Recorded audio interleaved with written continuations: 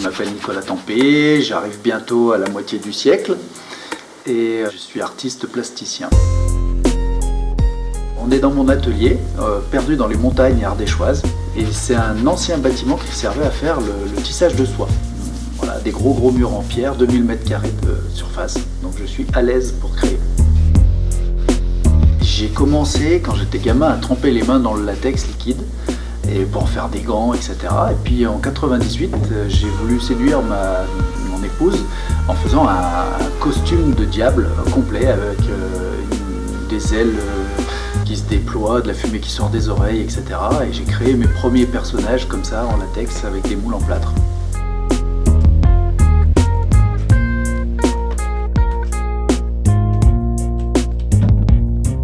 Je me suis vite rendu compte que le plâtre, c'est une matière facile à travailler, pas chère, économique, mais j'étais très vite confronté à des problèmes de résistance. Le moule s'abîme très vite et il a fallu que je trouve des matériaux plus durs, plus résistants. Et j'ai découvert la fibre de verre et la résine polyester. Hop, on mélange les deux et on peut faire des requins géants, on peut faire des sculptures de toutes les tailles.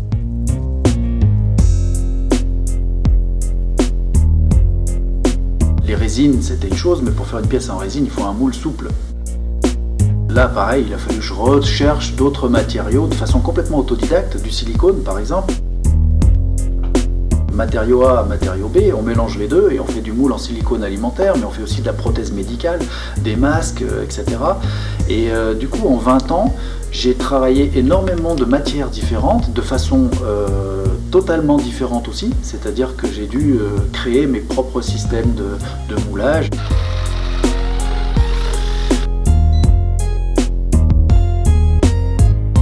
Du coup, j'ai été amené à répondre à des demandes très variées, comme du moule alimentaire. J'ai bossé pour les plus grands chefs pâtissiers du monde, Pierre Hermé, Christophe Michalak, même pour l'Élysée. Pour de la recherche médicale, pour le laboratoire Allergan, pour Bayer. J'ai fait des grands décors pour Disneyland, Marineland.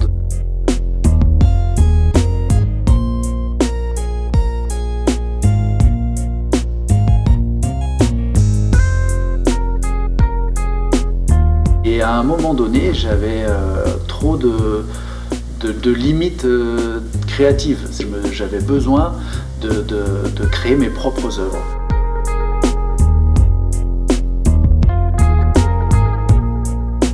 Le fil conducteur de mon travail d'aujourd'hui, c'est des animaux, mais pas que des animaux. C'est-à-dire que je mélange toujours un corps humain et une tête animale.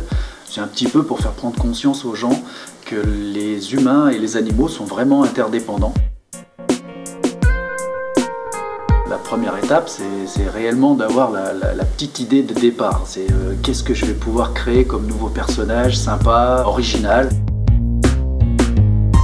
Techniquement, il faut trouver un peu des illustrations, savoir dans quelle direction je vais. Et puis après, il y a une étape qui est la modélisation en 3D de ce petit personnage qui permet de piloter une imprimante numérique ou un robot que j'ai à l'atelier et d'en faire une sorte de maquette. Cette maquette me sert à prendre l'empreinte en silicone pour en faire un moule creux, un peu comme un moule à gâteau.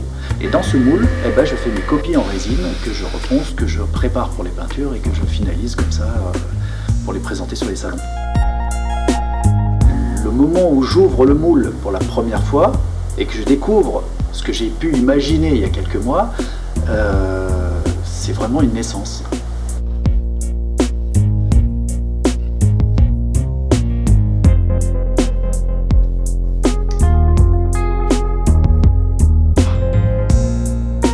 J'ai tout de suite été attiré par le thème des singes de la sagesse. Et mes singes de la sagesse, je voulais qu'ils aient un côté plus rigolo. Donc c'est pour ça que j'ai rajouté le quatrième, le no-sex. Ce singe, je le voulais trapu, je voulais stable. Et pour qu'il soit stable sans avoir un podium qui l'alourdirait, je pense, visuellement, j'ai fait des grands pieds, des Bigfoot. Donc mon singe, avec des Bigfoot, c'est devenu un gorille. Voilà, très costaud. Et ce gorille, aujourd'hui, je le trouve un peu statique. Donc j'ai décliné aujourd'hui une nouvelle famille de petits singes, c'est plutôt des chimpanzés, les lascars en 2 mots, qui sont beaucoup plus vivants et qui descendent du tringle à rideau ou qui débarquent dans le salon suspendus à un parachute, qui sont aujourd'hui mes nouveaux modèles beaucoup plus vivants.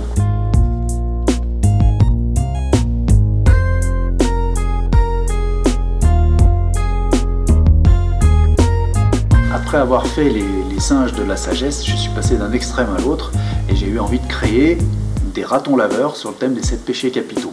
Le raton laveur, c'est un personnage très malicieux et il a l'autre avantage d'avoir un côté graphique très intéressant pour moi. Il a les yeux avec un masque noir, donc c'est bicolore et c'est extraordinaire à exploiter après en peinture.